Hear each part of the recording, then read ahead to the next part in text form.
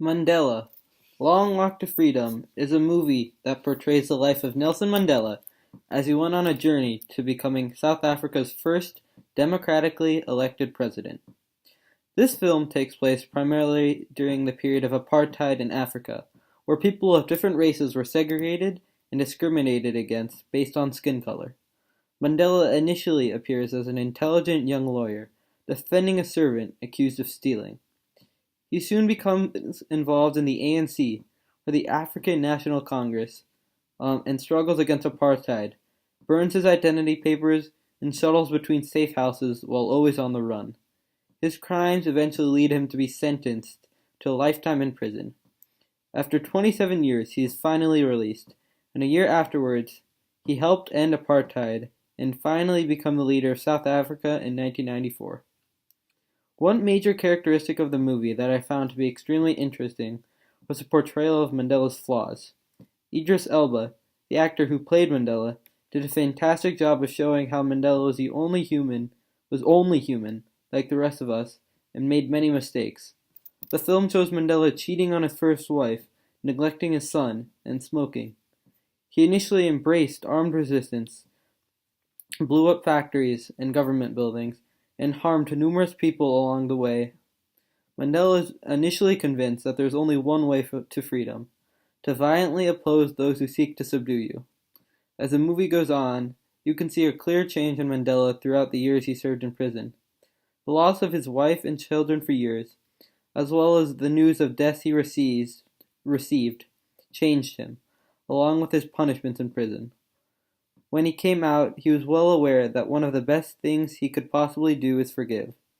Unlike his wife, Winnie, Mandela acknowledged that he and many other Africans had suffered from these foreign white people, but that the solution would be in a change of the system and not simple revenge and vengeance against those who had hurt him.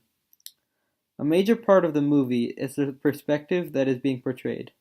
Throughout the entire movie, Black people are shown to be suffering and enduring many hardships. At first, Mandela is passionately about fighting for their freedom, and he shows this through his actions. By the end of the movie, however, his perspective has enormously changed. While he still fights hard for equality for people of all color, his approach and perspective are completely different. This is in direct contrast to Winnie, who I believe was one of the most interesting parts of the movie. For her, the years her husband spent in prison only strengthened her desire for direct vengeance. She was never satisfied with equality and wanted to hurt those who had been in power for so long. She failed to realize that her approach would only lead to more damage and destruction of South Africa. In response to one of the essential questions, Mandela's perspective had initially been influenced only by what he saw around him. He saw people with black skin suffering, while people with white skin were largely successful and led easy lives. He saw the stark contrast in rights that Africans and Europeans had. This all initially led him to the perspective that his people as a whole needed to strike back at their oppressors. After his long time in prison, he was still aware that blacks had suffered. He was simply able to acknowledge that seeking to hurt the Europeans was not the best approach to the problem. Obviously, this film has an enormous so what factor. Nelson Mandela passed away the same year this movie came out, 2013, but his ideas and visions for the future should not die with him. In the last year, I have watched as our country has been overrun by a stream of racism that I didn't believe existed until now. Hate and confusion have plagued the country, evidenced by numerous incidents and even killings of people due to their race.